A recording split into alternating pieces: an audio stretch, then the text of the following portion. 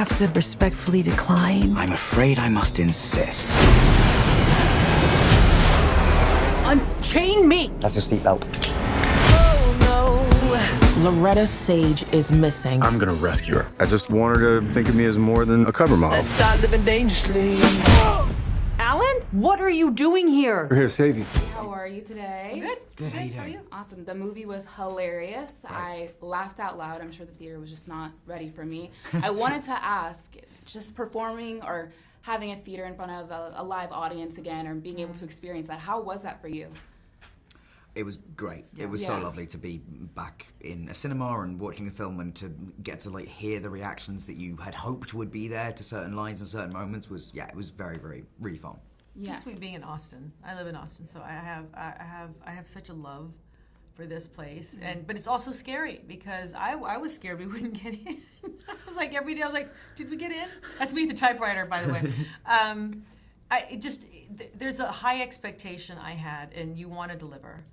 And I'm saying this a lot. Had this been before the pandemic, I think there would have been a level of cynicism with which the eyes would have viewed this film versus now that I think there's a sweetness that we all have. Hopefully we hold on to it, that it's okay to make a movie like this and enjoy it. It's my first time in Austin, and everyone is so nice and down to earth. I'm not used to it almost. I know, you're like, what do you want? Yeah. I wanted to ask, you're starring with Channing Tatum, and you guys are good co-stars. So if you were to go with anyone to the jungle based off of survival, colleagues, friends, who would it be for both of you? What, anyone just from this film or just from like life in general, in life? I would pick Channing because he's got survivalist skills. He's serious survivalist skills. It's really not a bad bet.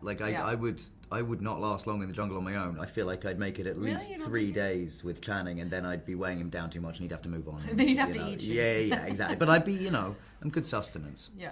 Yeah. Let's go. What are you doing? Don't do that. Oh God, get out of there. This is not a romance novel. Jungles eat people like us. Ah, what is that? Get it off. Please. I can feel him sucking my soul. River like a bandit. Don't make that sound. Feels like there's more. Holy Mother of God. They're just sucking on my butt like a big old Jamba Juice. So you just wrapped filming on Weird Al. Yeah. How was that, and what are you most excited for the audience to get to see about that side of him? I am very, very excited for people to it's an insane film, and it's an incredibly fun film, and, I'm looking forward to sharing the stories of his, torrid celebrity love affairs and eventual, but that's the thing, I don't want to say too much because I don't want to give away the plot, but it's going to be a huge amount of fun, I think. Can you live up to the funny? How was he in person? He's great. I mean, he's so nice. He's I was incredibly nervous because I'm a fan of his, and so to be playing someone you are a fan of when they are on set is terrifying. But luckily, I had a similar moment with Andy. But yeah, it's definitely it's crazy and a lot of fun. You guys filmed in the Dominican Republic, beautiful country, just amazing place. How was it with the locals and just like the Caribbean climate of it all? We definitely had the climate, but we had the people. The people of the Dominican Republic are some of the kindest, supportive, loving community. And we had about 450 Dominican crew members that we housed and we quarantined. We said, we want you to be a part of this, but you're gonna have to be away from your family. So these people were willing to leave home. We quarantined. It was, smack in the middle of a pandemic, and we were so lucky to be there because we switched from another location within 3 weeks and shifted to the Dominican Republic. We were supposed to be in the UK and the Canary Islands. Yes. It was such. I mean, look, my kids had the most extraordinary time. If my kids are happy and they get the cultural experience and they get to be immersed in it, and it just, there was a lot of love there. They don't have a lot to their name. The poverty there is painful to see.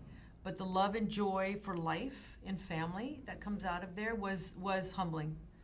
We realized we have too much. I mean, I was like, we have too much, and yet here this community that just came with such love and joy for their family and waking up every day and seizing the moment. It's pretty beautiful. Yeah. So you guys wrote certain characters or with certain actors in mind. Oscar Nunez, super, super funny. Were there certain characters that you wanted to you knew you had to include in the film, or you guys wanted to bring in? Oscar was the first one. I told the niece, I said, we're writing a part for Oscar because I just want to be in the film with him. They were like, what? I said, I don't care. Figure it out. They did beautifully. In Davine's role, I was like, I wanted there to be a relationship of a woman who's taking care of the generation before her. I wanted there to be a storyline of history and books and fantasy and travel. And the role of Nana, I thought, was really important about losing the ability to go on adventures. She's losing her sight. She's getting older. And I think a lot of people could relate to it, given that we've been locked in a house. You know, when can we go out and live again? And there's a lot of people of a certain age that watch their golden years disappear. And so that role to me was really important, the role of Nana. Awesome. Well, thank you guys so much. Thank you. Thank you very much.